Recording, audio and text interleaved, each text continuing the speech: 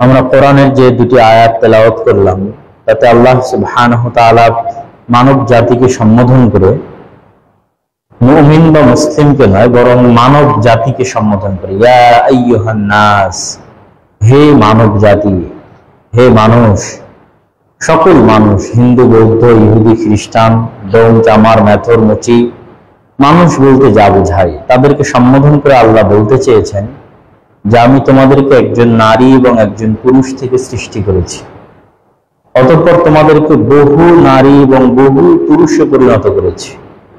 আর এক আয়াতে আল্লাহ সুবহানাহু ওয়া তাআলা বলেছেন ওয়া জাআলনাকুম শুউবান ওয়া কাবাইল, আমি তোমাদেরকে অসংখ্য গোত্র এবং অসংখ্য জাতিতে ভিন্ন ভিন্ন জাতি ভিন্ন ভিন্ন গোত্রে পরিণত করেছি।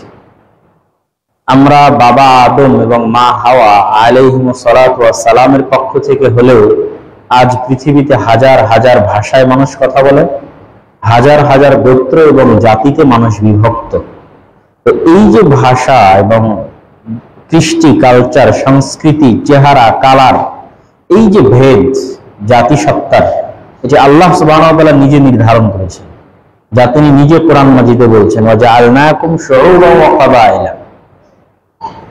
আবার তিনি এটাও বলে দিচ্ছেন ইন্না আকরামাকুম ইনদাল্লাহি আতকাকুম, যে কে কোন জাতি গোত্র থেকে আসলো, কে কোন ভাষায় কথা বললো তার উপর ভিত্তি করে আল্লাহ সুবহানাহু ওয়া তাআলা কোনো ফায়সালা করবেন না, বরং আল্লাহ সুবহানাহু ওয়া তাআলা ফায়সালা করবেন মানুষের তাকওয়া এবং পরহেজগারিতার উপর ভিত্তি করে।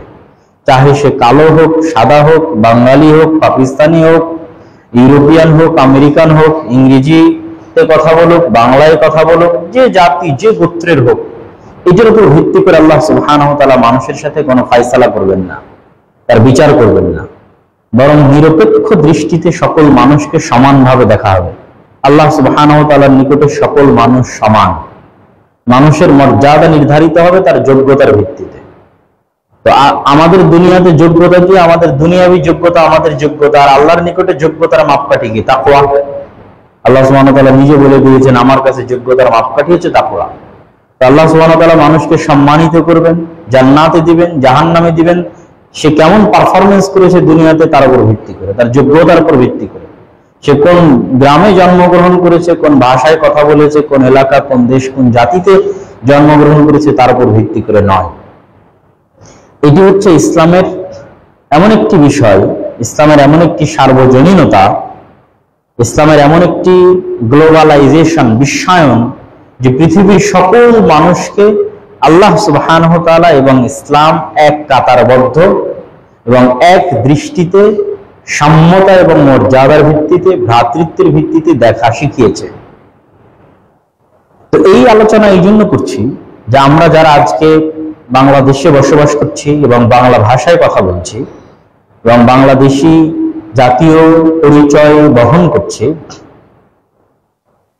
তাদের উদ্দেশ্যে আমার সংক্ষিপ্ত আজকের জুমার খুতবার আলোচনা থাকবে যে আমাদেরকে আল্লাহ সুবহানাহু ওয়া তাআলা যে ভাষায় বা যে জাতিতে প্রেরণ করেছেন, এটি আমাদের জন্য আল্লাহ সুবহানাহু ওয়া তাআলার পক্ষ থেকে নিয়ামত এবং দয়া। এটির ভিত্তিতে আমরা কখনোই ডিসক্রিমিনেশনের শিকার হব না আল্লাহ সুবহানাহু ওয়া তাআলার নিকটে। তবে অবশ্যই প্রত্যেক জাতি এবং প্রত্যেক গোত্র তার নিজস্ব জাতি এবং গোত্রের যে বিশেষ বৈশিষ্ট্যগুলো আছে, যে ইতিহাসগুলো আছে, সেগুলো নিয়ে তারা আলোচনা করতে পারে, জানতে পারে, শিখতে পারে, বুঝতে পারে, সে কৃষ্টি এবং কালচার ফলো করতে পারে। রাসূল সাল্লাল্লাহু আলাইহি ওয়াসাল্লাম আরবে প্রেরিত হয়েছেন, আরবি ভাষায় কথা বলেছেন। তিনি আরবের ওই সমস্ত কৃষ্টি কালচার পরিবর্তন করেননি যা ইসলামের বিরুদ্ধে যায়নি, একমাত্র ওই সমস্ত কৃষ্টি কালচার পরিবর্তন করেছেন যা ইসলামের বিরুদ্ধে গেছে। তা বাদে তিনি পুরো দস্তুর একজন আরাবিয়ান, আরবি ভাষাভাষী মানুষ এবং কুরাইশ গোত্রের যে চলাফেরা, উঠা বসা, পোশাক আশাক সবই তার মধ্যে ছিল। শুধুমাত্র ওই জিনিসগুলো তিনি পরিবর্তন করেছেন যেগুলো ইসলামের বিরুদ্ধে যায়। আর এই একটা কারণেই মুসলমানেরা পৃথিবীর যে কোনো দেশে যখন গেছে তখন সেই দেশকে অন্যের দেশ মনে করেন এবং সেই দেশ থেকে টাকা পাচার করার চিন্তা করেন। কিন্তু মুসলমানেরা বাদে আর অন্য কেউ যখন পৃথিবী অ্যাকোয়ার করেছে, তারা চিন্তা করেছে এই দেশ আমার দেশ নয়, এখান থেকে টাকা পাচার করে নিয়ে যেতে হবে। ব্রিটিশরা যখন পুরো ভারত অ্যাকোয়ার করেছে, দখল করেছে, তখন তারা এটাকে নিজের দেশ মনে করতে পারেনি। এখান থেকে কিভাবে ধন সম্পদ চুরি করে দূর দ্বীপ রাষ্ট্র ইংল্যান্ডে নিয়ে যাওয়া যাবে, এটাই ছিল তাদের প্ল্যান, পরিকল্পনা, এবং তাই বাস্তবায়ন করেছে। কিন্তু মুসলমানেরা যখন ভারতে এসেছে তখন মুসলিম শাসকরা তাজমহল বলেন, কুতুব মিনার বলেন, লাল কেল্লা বলেন, ফতেপুর সিক্রি বলেন, যা স্থাপত্য, যা ইনভেস্টমেন্ট, তা তারা উজবেকিস্তান, কিরগিজস্তান, তুর্কমেনিস্তান বা আফগানিস্তানে গিয়ে করে। তারা যে দেশে থেকেছে সেই দেশেই ইনভেস্ট করেছে, কেননা সেই দেশকে তারা নিজের দেশ মনে করেছে। মুসলমানেরা যখন স্পেনে গেছে তখন স্পেনের শাসক তার আরব থেকে আসা উমাইয়া শাসক, মক্কা থেকে যাওয়া। তারা স্পেনের সব সয় সম্পত্তি চুরি করে সৌদি আরবে নিয়ে আসেন, মক্কায় নিয়ে আসেন। যা তৈরি করেছে, আলহামরা তৈরি করুক, তারপরে হচ্ছে কর্ডোবা মসজিদ তৈরি করুক, ব্রিজ তৈরি করুক, ওই যুগে বিশ্ববিদ্যালয় তৈরি করুক, লাইব্রেরি তৈরি করুক, সব স্পেনের মাটিতে তৈরি করেছে। তখন মুসলমানদের কাছে জাতি সত্তা ভেদে কোনো ফায়সালা বা কোনো সিদ্ধান্ত নাই। সবাই আল্লাহ সুবহানাহু ওয়া তাআলার বান্দা, এবং সকল জাতি আল্লাহ সুবহানাহু ওয়া তাআলার বান্দাদের মধ্যে থেকে জাতি, এবং তাদের কাছে গিয়ে তাদের সাথে উঠা বসা করে তাদের উন্নয়নের জন্য কাজ করা যাবে, এটি ছিল মুসলমানদের চিন্তা ভাবনা এবং থিওরি।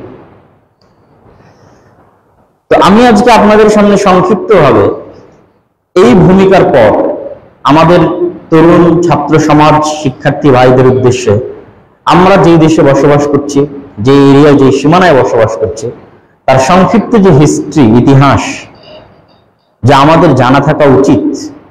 কেননা আমরা এখন হয়তো অনেকে মনে করি যে আমাদের ইতিহাস হয়তো 1971 থেকে শুরু হয়েছে, এবং তার পূর্বে হয়তো বাঙালি, বাংলাদেশি জাতিসত্তার কোনো অস্তিত্ব হয়তো এই পৃথিবীতে ছিল না।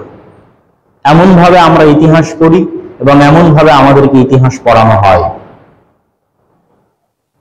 তো আমরা যে অঞ্চলে বসবাস করছি, যে দেশে বসবাস করছি, এই দেশের পরিচয়টা এবং এই দেশের স্বাধীনতা এবং মানচিত্রটা কিসের উপর ভিত্তি করে তৈরি হয়েছে এবং কিসের উপর ভিত্তি করে টিকে আছে, এটা আমাদের জানা থাকা দরকার।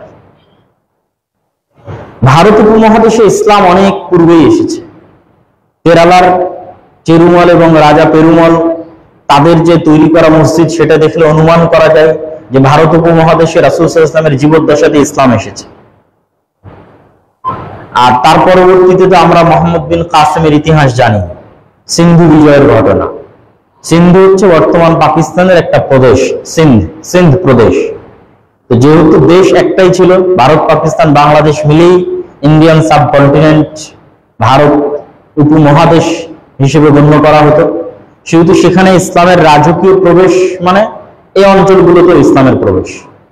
তবে সরাসরি যদি আমরা এই বাংলার কথা চিন্তা করি, তো এই বাংলাতে চিটাগাঙে ব্যবসায়ীদের মাধ্যমে, যেমন কেরালা যেহেতু সমুদ্রের তীরবর্তী অঞ্চল, সেখানেও ব্যবসায়ীদের মাধ্যমে ইসলাম প্রবেশ করেছে। ঠিক চিটাগাং যেহেতু সমুদ্র তীরবর্তী অঞ্চল, সেখানেও ব্যবসায়ীদের মাধ্যমে ইসলাম প্রবেশ করেছে।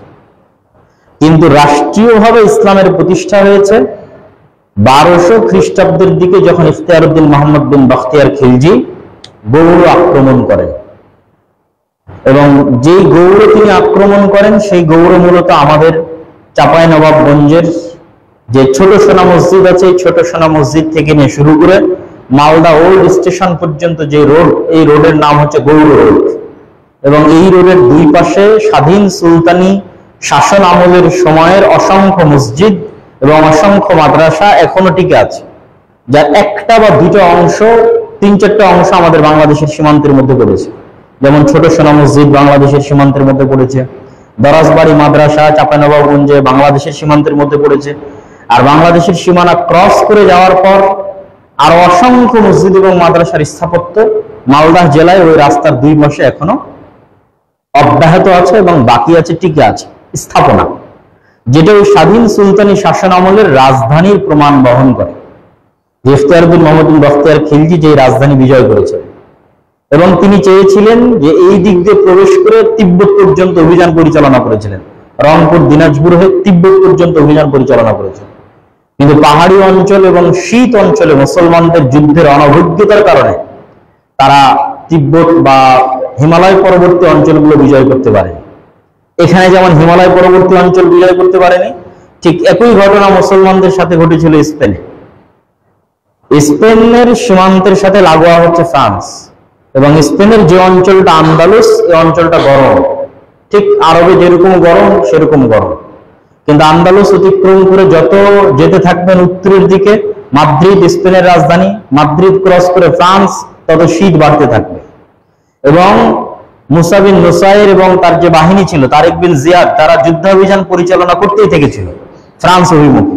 কিন্তু যখন প্রচন্ড শীতকালীন এরিয়া চলে আসলো, ওই যুদ্ধের নাম দেওয়া হয়েছে ইতিহাসের পাতায় মেলাজ গুর্দের যুদ্ধ। তো বরফ এবং শীত অঞ্চলে মুসলমানদের যুদ্ধ পরিচালনার অভিজ্ঞতার কারণে তারা সেই যুদ্ধ পরাজিত হয় এবং ওই স্পেনের সীমানা আর মুসলমানেরা সামনে বাড়াতে পারেনি। এবং অদ্যাবধি পৃথিবীতে শীতকালীন অঞ্চলগুলোতে মুসলমানদের বিজয় নাই। কেননা এখানে যেমন ইখতিয়ারউদ্দিন মোহাম্মদ বখতিয়ার খিলজি হিমালয় পার করতে পারেনি, ঠিক ওখানেও তারেক বিন জিয়াদ এবং মুসা বিন নুসাইর স্পেনের সীমানা পার করে ফ্রান্সে, ইতালিতে, জার্মানিতে প্রবেশ করতে পারেনি। একমাত্র উসমানীয় শাসন আমল যাদের উত্থান ছিল উসমানীয় খেলাফত, তারাই একমাত্র ইস্তাম্বুল বা তুরস্ক এবং ইউরোপের কিছু শীত অঞ্চল বিজয় করতে সক্ষম হয়েছে। কসোভো, মেসিডোনিয়া, কিছু ইউরোপের কিছু অংশ, তুরস্ক থেকে শুরু করে কিছু অংশ তারা বিজয় করতে সক্ষম হয়েছে। তো আমরা যেটা বলতে চাচ্ছি যে এই অঞ্চলে রাষ্ট্রীয়ভাবে ইসলামের বিজয় হয় ইখতিয়ারউদ্দিন মোহাম্মদ বখতিয়ার খিলজির হাতে। এবং এই রাষ্ট্রীয় বিজয়ের পরে 2 ভাগে বা 3 ভাগে আমরা এই অঞ্চলের শাসন ক্ষমতাকে ভাগ করতে পারি। তার মধ্যে একটা ব্যাপক অংশ ছিল স্বাধীন সুলতানি শাসনামল। এটাকে স্বাধীন বলা হয় এই জন্য যে দিল্লিতেও তখন মুসলমানদের শাসন ব্যবস্থা আছে, বাংলাতেও মুসলমানেরা আছে, কিন্তু বাংলার মুসলমানেরা দিল্লির মুসলমানদের অধীনস্থ নয়, এই জন্য নাম দেওয়া হচ্ছে স্বাধীন সুলতানি শাসনামল। এবং অল টাইম বাংলার মুসলমান রাজা বাদশাদের সাথে দিল্লির মুসলমান রাজা বাদশাদের যুদ্ধ লেগে থাকত।